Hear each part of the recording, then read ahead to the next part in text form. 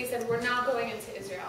And then when they came back and shared that with the Jews, it was this big crisis, and everyone started crying. They were like, oh my gosh, we left Egypt, now we're in the desert, and now Israel is not good, where are we going to go? And they started crying. It was like this whole big sad day. And it says there in Rashi, like it's based on a midrash.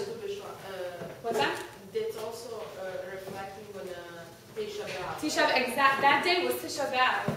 So that's why Rashi says that they cried for no reason, because what the spies came back with was not true. They cried for no reason. So based on the Midrash, it says that Hashem said, okay, because they cried for no reason, I'm going to give them a reason in the future to cry.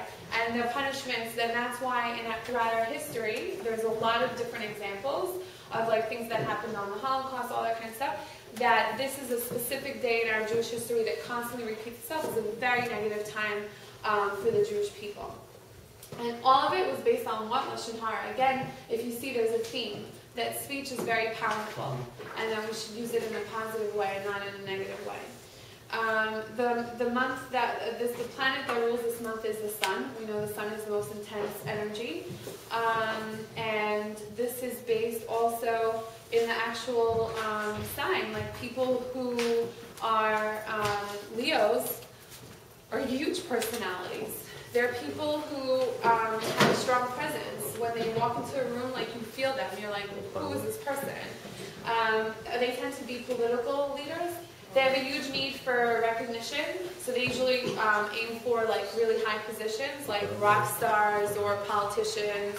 Like I said last time, Madonna is a Leo, Obama's a Leo, Elvis. Wow. Elvis is a Leo. What's that? They like to be in the stage. Yeah. In Hebrew we said those are going like in the middle. In the center of it all. Yeah.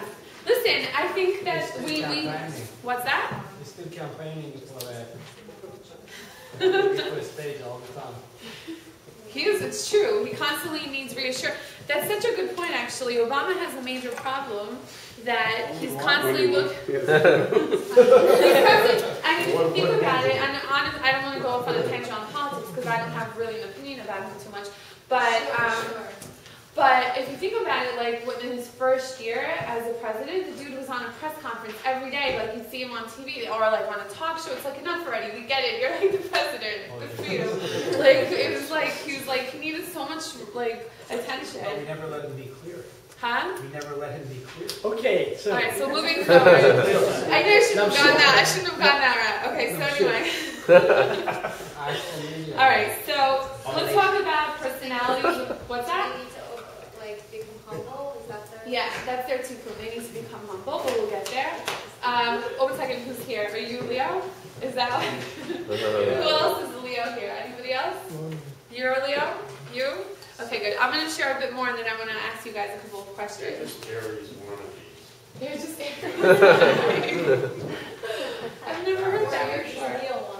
Oh no. All right, relax. Stop. Alright, so they're natural born leaders. They are. They just are. They're very charismatic, and people just naturally gravitate towards them. And let's hope that that attention is used for the positive, that they serve their purpose in a positive way to like make a good impact on society. They have a desire to be the best, and as far as like relationships, I would say that they're very loving and generous. They give a lot, but they expect a lot. And because they get disappointed by not getting as much as they give, they tend to be like not that friendly. Are they loyal? No. Wait, men or women? Who is this? Both. Men? Oh, I'm not going there. I'm not telling you that. They're basically, they don't trust people easily, okay? They're very cautious because they don't want to be vulnerable, and they're not the kinds of person, like if you were dating them or something, that they would open up easily, because their heart is something that they really want to protect, because they give so much, so before they give, they want to make sure that it'll be reciprocated. Okay, so the tikkun for Leo, like we said, is for them to be humble, like you said, and to channel all that tremendous power and energy for something positive rather than something negative. So who here is Leo? What do you do? What's your career? Real estate. You're in real estate? Okay. Anybody else? What are you in? Stock trading. What's that? Stock trading. From Stock home. trade. Okay. And you? Real estate. Real estate? To real estate. Okay. So maybe it's a Jewish thing. But I was like, no rock stars? I was expecting like rock stars and politicians. Maybe you're rock stars in your own field. But no, it's interesting. I mean, they're always going to want to be in a position of power, or like a position where, you know, they get a lot of attention, but in their own way. Not everyone's so loud about it. Okay, next we have the month of Virgo, the Virgin, the month of Elul. What happens in the month of Elul in Jewish history?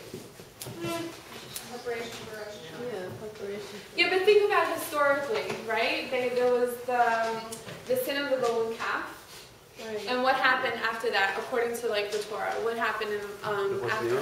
What's that? Second Luchot? Huh? The second Luchot? Right, but before the second Luchot, what happened? Death. Oh, you're dark. He wrote that. Basically, this was the time that Moses went up on a 40 days. mountain, and he asked for forgiveness, and Hashem taught us the whole prayer of the 13 attributes of mercy. So this is a time when, okay, this is cool also, I'll share with you. Elul. Who said it? Shai? Oh, lover boy here. Loverboy?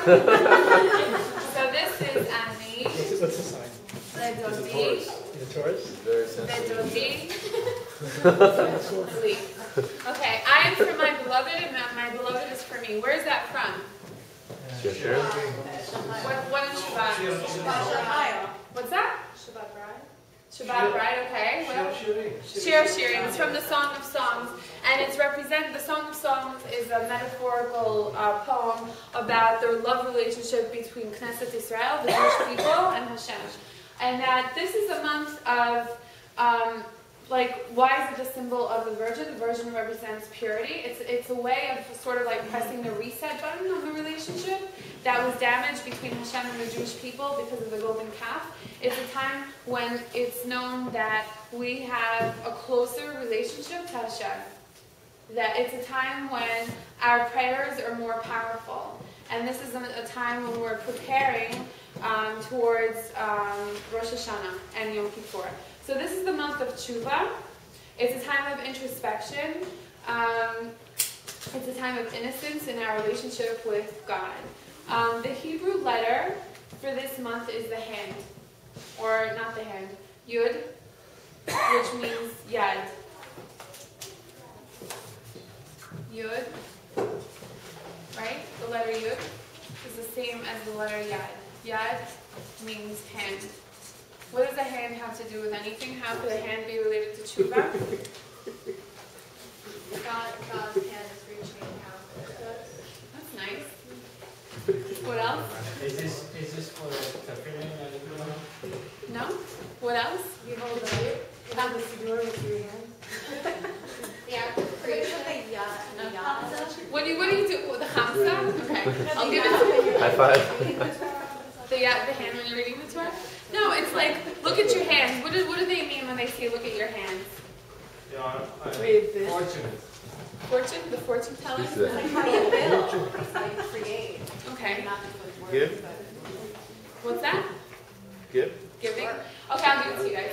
So the hand is reminding us of like, look at your hands means look at what you do. Look at your life. Look at your actions. Your behaviors are done with your hands. This is the time of reviewing the whole year in preparation for the month ahead. So it's a time of reflection. Okay, the month is ruled